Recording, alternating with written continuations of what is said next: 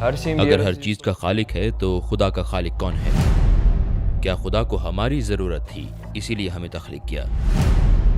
اگر ضرورت نہیں تھی تو اس نے ہمیں تخلیق کیوں کیا؟ کیا خدا انا پرست ہے؟ وہ لوگوں سے عبادت کی توقع کیوں رکھتا ہے؟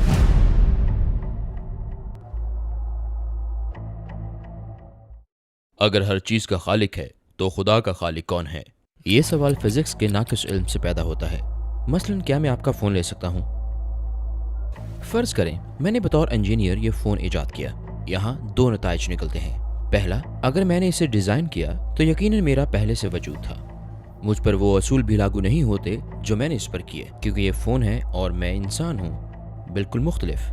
اسی طرح خدا نے کائنات کو تخلیق کیا ہے، لہٰذا خدا پہلے سے موجود ہے۔ دوسرا، خدا پر وقت اور جگہ کے اصول لاگو نہیں ہوتے، اس نے کائنات کو تشکیل دیا۔ فطرتاً جس پر وقت لاگو نہ ہو اس کے متعلق پوچھنا کہ اسے کس نے تخلیق کیا اور ماضی پر سوال اٹھانا غیر منطقی اور متضاد بات ہے۔ مثلا میں اس فون کی ایجاد کے لیے اجازت لینے کے لامحدود سلسلے میں پڑ گیا۔ میں اجازت ملنے تک کچھ نہیں کر سکتا چونکہ کائنات کی تخلیق ہوئی ہے، لہٰذا خالق کے لامحدود سلسلے کا کبھی وجود نہ تھا۔ آپ نے خالق کے لامحدود سلسلے کا جو ذکر کیا وہ کیا ہے؟ اگر مجھے فون ڈیزائن کرنا ہو تو میں اپنے باس سے منظوری لوں گا اور وہ اپنے سینئر سے، یہ سلسلہ چلتا رہے گا، تو میں کبھی فون ایجاد نہیں کر پاؤں گا کیونکہ منظوری نہیں مل رہی۔ لیکن اگر یہ فون تخلیق ہو جائے اور میں اسے ڈیزائن کر لوں تو اجازت کا لامحدود سلسلہ یقیناً نہیں اپنایا گیا تھا۔ اسی طرح خدا نے کائنات کو ڈیزائن کیا ہے، لہٰذا یہاں اجازت کا لامحدود سلسلہ یا خالق کون ہے کہ سوالات لاگو نہیں ہوتے۔ یہ کائنات بالکل واضح ہے۔ کیا اللہ کو ہماری ضرورت تھی اسی لیے ہمیں تخلیق کیا؟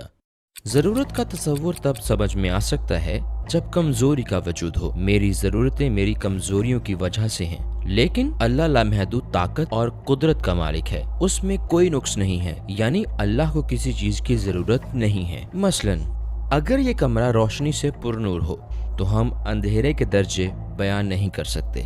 اسی طرح اللہ لامحدود طاقت رکھتا ہے، ہر کمزوری سے پاک ہے، لہٰذا کوئی درجہ بندی نہیں، ضرورت کا سوال ہی پیدا نہیں ہوتا۔ پھر اس نے کیوں تخلیق کیا؟ ہمیں اللہ کے ناموں اور اس کی صفات پر غور کرنا چاہیے۔ مثلاً اللہ کا نام الحکیم بہت دانائی والا ہے، اس کے نام ہیں الرحیم بہت مہربان نہایت رحم کرنے والا، الجواد نہایت سخی۔ حکیم کا مطلب ہے کاموں کو انتہائی منطقی اور مفید انداز میں کرنا۔ اللہ الحکیم ہے اور کائنات کی تخلیق انتہائی مفید اور منطقی کام کے ظہور کے ساتھ اس کے نام کی ترجمانی کرتی ہے۔ اور دوسرا نام رحیم ہے، یہ اس کے رحم اور مہربانی کا عکاس ہے۔ چونکہ اللہ لافانی خزانوں کا مالک ہے، لہٰذا اس نے اپنے ارادے سے کائنات کو تخلیق اور ڈیزائن کرنے اور اپنے نام رحیم کے ظہور کے ساتھ سب کو نعمتیں دینے کا فیصلہ کیا۔ اور اللہ کا نام جواد سخاوت کا ترجمان ہے۔ ہمیں کائنات کی تشکیل میں اس کی سخاوت نظر آتی ہے۔ ٹھیک ہے، لیکن لوگ یہ بھی پوچھتے ہیں کیا خدا انا پرست ہے؟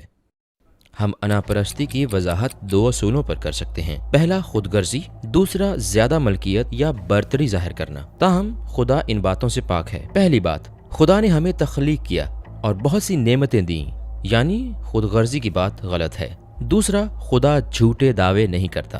وہ کہتا ہے مجھے ہر چیز کا علم ہے تو یہ سچ ہے۔ وہ خود کو قادر مطلق کہتا ہے، تو بے شک ہر چیز پر اس کا اختیار ہے، لہٰذا خدا کے حوالے سے انا پرستی کا سوال پیدا نہیں ہوتا۔ اس کے علاوہ انا پرستی ملتے جلتے تصورات کے لیے مؤثر ہوتی ہے۔ مثلاً میرے اور آپ کے درمیان انا پرستی ہو سکتی ہے کہ کون برتر ہے، لیکن کیا میں ایک کپ کو کہہ سکتا ہوں کہ سنو میں تم سے برتر ہوں؟ یہ مذاق لگے گا کیونکہ یہ ایک کپ ہے۔ اسی طرح انا پرستی متضاد تصورات کے درمیان نہیں ہو سکتی، لہٰذا خالق اور انسانوں کے درمیان برتری یا انا پرستی ناممکن ہے، یہ نامعقول بات ہے۔ ٹھیک ہے، اسے کسی چیز کی ضرورت نہیں اور وہ انا پرست نہیں، وہ ہمیں پیدا کر کے ہم سے عبادت کی توقع کیوں رکھتا ہے؟ اسے ہم اس کی ضرورت نہیں سمجھ سکتے۔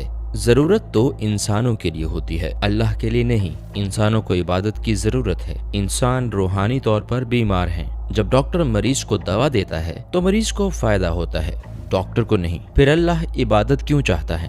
جیسا کہ میں نے کہا، ہم روحانی طور پر بیمار ہیں، ہمیں لافانیت کی ضرورت ہے، اس لیے ہمیں اللہ کی یاد کی ضرورت ہے تاکہ ہم لافانی زندگی یعنی جنت میں واپس جا سکیں۔